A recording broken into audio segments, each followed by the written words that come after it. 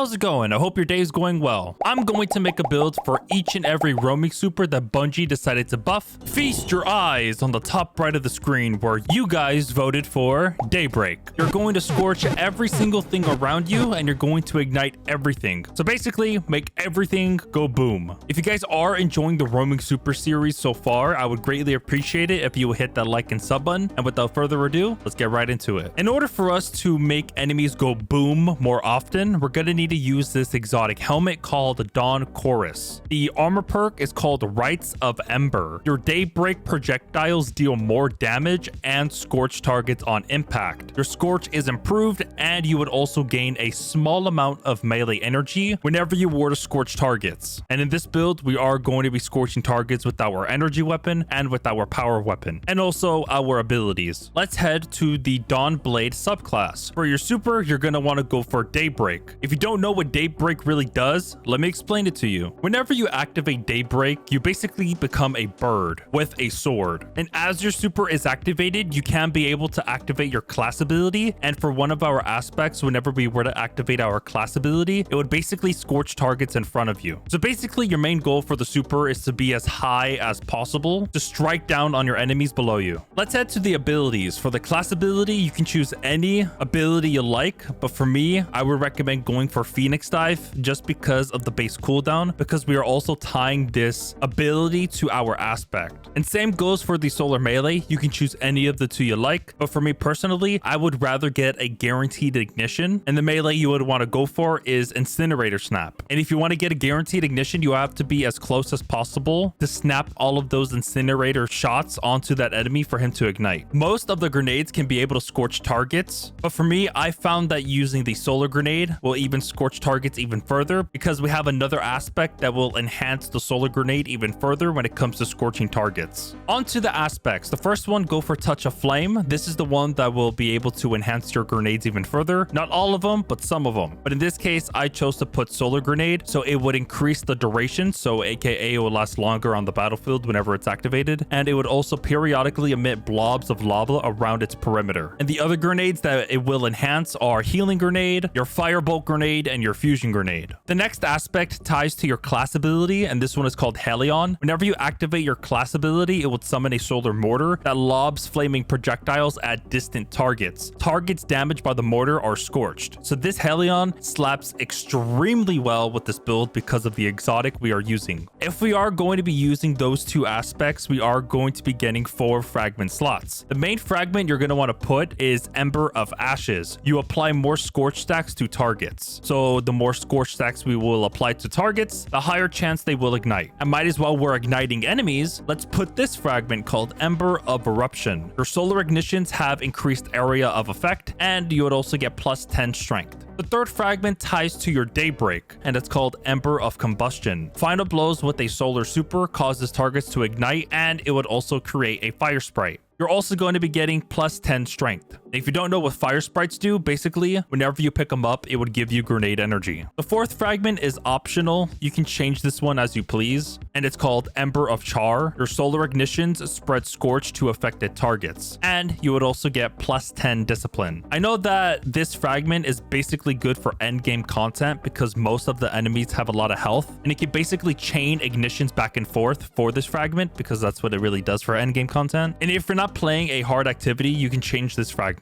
Onto the weapons. For your kinetic weapon, you can choose any scout rifle in the game, but for me, I really wanted to try out this stasis scout rifle called the Live Fire. I don't know why it's called Live Fire. It's a stasis weapon, but in the gameplay that you are seeing on the third column for this scout rifle, I am using Subsistence. Whenever we were to defeat targets, it would partially reload the magazine from reserves, but the god roll for the scout rifle on the third column go for Rhyme Stealer. Destroying a stasis crystal or defeating a frozen target with this weapon will grant you Frost Armor. Frost Armor is kind of like Woven Mail, but on stasis. But in order for you to activate Rhyme Stealer, you're going to need to use this perk on the fourth column called Headstone. Precision Final Blows will spawn a stasis crystal at the victim's location. So we are using seasonal artifacts that will tie to Headstone, such as this one right here called Hail the Storm. Whenever we shatter a stasis crystal, it would release shards of ice that would damage and slow targets. targets. And I do know this scout rifle is an open world drop, so getting the god roll is going to be slim to none. But again, you can choose any other scout rifle in the game. But for me, I got really lucky enough to get headstone. All you would need is headstone just to tie it to the seasonal artifacts. Here's what it does for the origin trait. It is called Field Tested. Defeating targets or dealing damage with this weapon will gradually increase range, stability, handling, and reload speed. And for the weapon mod, you can choose any weapon mod you like, but for me, I would like to increase my magazine size even further, so I decided to go for backup mag. On to the energy weapon. You're going to need to use this solar sidearm called the Aberrant Action, because there are 2 perks on this sidearm that makes this build pretty fun. On the 3rd column, go for Strategist. Final blows with this weapon will generate class ability energy. Activating your class ability briefly improves this weapon's stability. So in order for us to activate Helion, we're going to need to activate our Rift, which is our class ability. So just by getting kills with the sidearm, we're going to be getting more class ability energy. And on the 4th column, go for Incandescent. Defeating a target spreads Scorch to those nearby. More powerful combatants and opposing guardians cause Scorch in a larger radius. What's really cool about this perk, enemies that die by the scorching effect from Incandescent will actually activate Strategist as well. And we're also going to be getting a little bit of melee energy whenever we scorch targets because of the Dawn Chorus. So it's kind of like a 2-in-1 basically. The origin trait is called Radiolaria Transposer. Rapid final blows will cause targets to explode into a pool of radiolarian fluid. And same thing for the weapon mod. You can choose any weapon mod you like. You can go for Synergy that will have a chance to drop a fire sprite, or you can go for backup mags to increase your magazine size. Let's head to the power weapon. You're going to want to go for this exotic rocket launcher called the Dragon's Breath. This rocket launcher will demolish everything in its path if you were to stick them with the incendiary shot. And here's what it does. The intrinsic trait is called Composite Propellant. Rockets embedded themselves in struck targets and periodically inject incendiary fuel that inflicts scorch. The longer this weapon goes without firing, the more fuel the next rocket contains. The weapon perk for this exotic rocket launcher is called High Octane.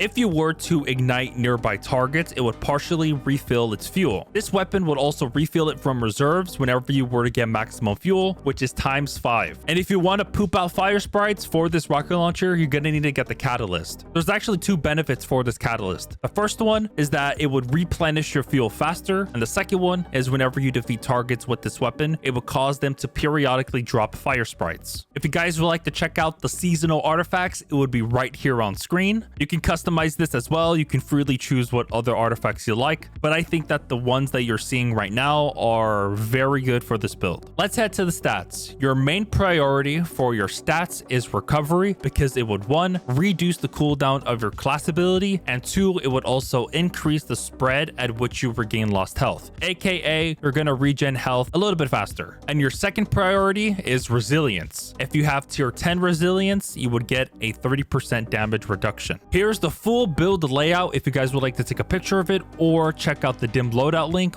in which it would be in the description. It would take one press of a button and you would get all of the weapons, armor mods, abilities, supers, etc. All right, let me show you guys the gameplay loop for this build. You are first going to want to activate your Phoenix Dive to give you Helion. You can either toss your Solar Grenade or Incinerator Snap to scorch and ignite targets. After that, you can either use any of the weapons you like, such as the Dragon's Breath if you want to poop out fire sprites and igniting targets, or if you do want to focus on your class ability and scorching targets as well, you can go for the Aberrant Action. And as you keep on getting kills with your weapons and abilities, would finally get your super ready. Once it's ready, activate Daybreak and get as much kills as possible, and every single enemy you will kill will ignite. And also, as your super is active, you can also activate your Phoenix Dive as well to also poop out a Helion. So you can have Helion on your side whenever you're getting kills with your Daybreak. If you guys are enjoying the roaming super build series, I would greatly appreciate it if you would hit that like and sub button. At the time that you are seeing this right now, the poll is live, so be sure to vote to see which roaming super you'd like to see next.